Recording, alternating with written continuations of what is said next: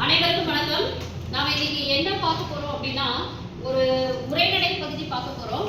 அது யாரை பத்தின ஒரு உரைநடை பகுதி அப்படின்னு பார்த்தா, காயிதே மில்லத் அவரை பத்தின ஒரு உரைநடை பகுதி. அவரை பத்தின ஒரு நுழைவுமுன், அந்த உள்ள போறதுக்கு முன்னாடி அவரை பத்தின ஒரு சின்ன ஒரு குறிப்பு கொடுத்துருக்காங்க பாருங்க. மக்களுக்கு வழிகாட்டிய தலைவர்கள் பலர், மக்களுக்கு நிறைய பேர் வழிகாட்டி இருக்காங்க. இந்த வழியில தான் போகணும், அப்படி போனாதான் உங்களுக்கு நல்லது நடக்கும் அப்படின்னு நிறைய வழிகாட்டி இருக்காங்க. அவர்கள் ஒவ்வொருவரும் தமக்கே உரிய தனித்தன்மையான பண்புகளால் முத்திரை பதித்துள்ளனர். அப்படி நிறைய பேர் நம்மளுக்கு வழிகாட்டி இருக்கிறாங்க. அப்படிப்பட்டவங்க அவங்களுக்குன்னு ஒரு குறிப்பிட்ட ஒரு நேச்சர் அவங்களுக்குன்னு இருக்கும் இல்லைங்களா? அதுல அவங்க என்ன பண்ணிருக்கிறாங்க, தன்னோட தனி திறமையை காமிச்சிருக்கிறாங்க. எளிமை, நேர்மை, உழைப்பு, பொறுமை, நாட்டுப்பற்று முதலிய பண்புகளை ஒருங்கே கொண்டு சிறந்து விளங்கிய தலைவர் ஒருவர் கண்ணியமிகு என்னும் அடைமொழியால் அழைக்கப்படுகிறார். அப்பெருமை மிகு தலைவரை பற்றி அறிவோம். அப்படி நிறைய தனித்தன்மைகளால நிறைய பேரு அவங்களுடைய ஒரு குவாலிட்டி அவங்க நம்மளுக்கு காமிச்சிருக்கிறாங்க. அது மாதிரி நம்மளுடைய காயிதே மில்லத் அப்படிங்கிற போது ரொம்ப எளிமையானவர், ரொம்ப நேர்மையானவர், அதாவது பாரபட்சம் இல்லாம நேர்மையா, அதாவது கரெக்டா இருப்பாரு. அது போக உழைப்பு, பொறுமை, இதுல எல்லாத்துலயும் அவருடைய ஒரு தனி திறமையை காட்டுவார். அப்படிப்பட்ட காயிதே மில்லத் பத்தி தான் நம்ம இன்னைக்கு பார்க்க போறோம்.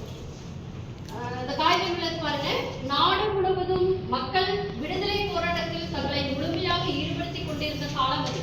எல்லா அந்த டைம்ல என்ன பண்ணாங்கன்னா, ஃப்ரீடம்காக எல்லாருமே பாடுபட்டு இருந்த ஒரு காலம். காந்தியடிகள் ஒத்துழையாமை இயக்கத்தை அறிவித்து அதில் இளைஞர்கள் திரளாக கலந்து கொள்ள வேண்டும் என்று வேண்டுகோள் விடுத்தார். அப்ப அந்த காலகட்டத்தில் பாத்தீங்கன்னா காந்தியடிகள் என்ன பண்ணாங்கன்னா, ஒத்துழையாமை இயக்கம் அப்படிங்கிற ஒரு இயக்கத்தை ஆரம்பிச்சு எல்லாரும் அதுல ஈடுபடணும் அப்படின்னு சொல்லிட்டு இருந்த ஒரு காலம்.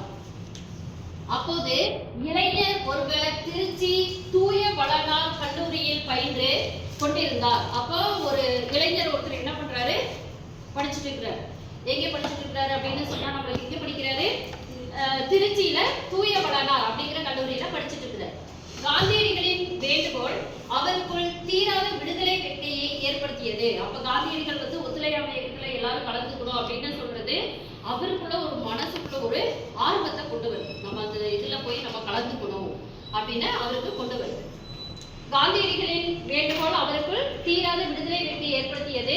தமது கல்வியை விட நாட்டின் விடுதலையே மேலானது என்று எண்ணி ஒத்துழையாமை இயக்கத்தில் கலந்து கொண்டார். அப்ப அவர் நினைக்கிறாரு, நம்மளுடைய கல்வியை விட எது இம்பார்ட்டன்ட் அப்படின்னு பார்த்தா நம்மளுடைய இந்த ஒத்துழையாமை இயக்கம் தான் நம்மளுக்கு ரொம்ப இம்பார்ட்டன்ட் அப்படின்னு நினைச்சு என்ன பண்றாரு, அதுல கலந்துக்கணும் அப்படின்னு அவர் என்ன பண்றாரு நினைக்கிறார். சரிங்களா? எளிமையின் சிகரம். அந்த இளைஞர் பிற்காலத்தில் பெரிய அரசியல் தலைவராக வளர்ந்தார்.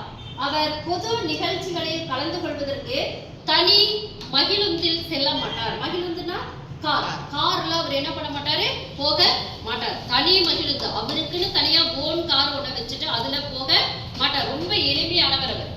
தொடர்வண்டி, பேருந்து போன்ற பொது போக்குவரத்து ஊர்திகளையே பயன்படுத்துவார். பாருங்க, இப்போ இருக்கிற அரசியல்வாதிகளோட கம்பேர் பண்ணா காயிதே மில்லத் அந்த காலத்துல ஒரு பெரிய அரசியல்வாதியா இருந்தாலும் அவர் என்ன பண்ணியிருக்கிறாரு, பொது போக்குவரத்து தான் பயன்படுத்துவார்.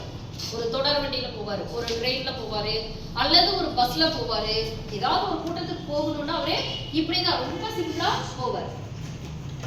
அன்பர் ஒருவர் அவருக்கு ஒரு மகிழுந்தை பரிசளித்தார். ஆனால் அவர் அதை ஏற்க மறுத்து எப்போதும் போல் தொடர்வண்டியிலேயே பயணம் செய்தார். அப்போ ஒருத்தர் என்ன பண்றாருன்னா, அவருக்கு ஒரு மகிழுந்தை கொடுக்குறாரு. மகிழுந்துனா கார் அவருக்கு பிரசன்ட் பண்றாரு, வச்சுக்கோங்க அப்படின்னு ஒரு அன்பளிப்பா கொடுக்குறாரு.